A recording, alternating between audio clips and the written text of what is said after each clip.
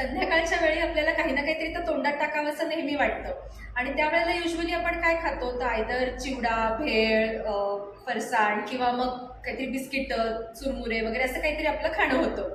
आणि हे सगळं खाल्ल्यामुळे रात्रीच्या जेवणाच्या आधीची शुगर मात्र आपली जरा जास्त येते.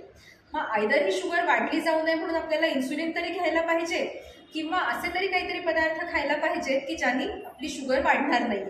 तर असे कुठले पदार्थ आपण घेऊ शकतो? तर एक म्हणजे आहे दाणे फुटाणे, जे आपल्याला इझिली अवेलेबल असतात आणि ज्याच्यामध्ये धान्याचा प्रकार नसल्यामुळे त्याने शुगर वाढणार नाही आहे.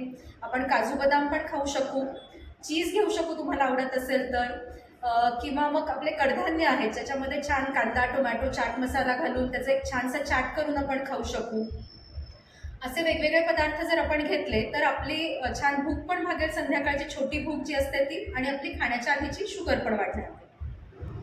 आणि आपलं सगळ्यांचं लाडकं पनीर ते पण आपण या वेळेला खाऊ शकू. त्याच्यामध्ये पण भरपूर भाज्या घालून तुम्ही थोडंसं स्टर फ्राय करून ते खाऊ शकता. आणि जर तुम्ही नॉनव्हेज खात असाल तर तुम्ही अंड उकडून किंवा त्याची भुर्जी किंवा ऑमलेट असं करून पण या वेळेला खाऊ शकाल. जरी आपल्याला वाटत असलं की चुरमुरे किंवा बिस्किटं हे हलकं खाणं आहे तरी त्याने शुगर मात्र भरपूर वाढते.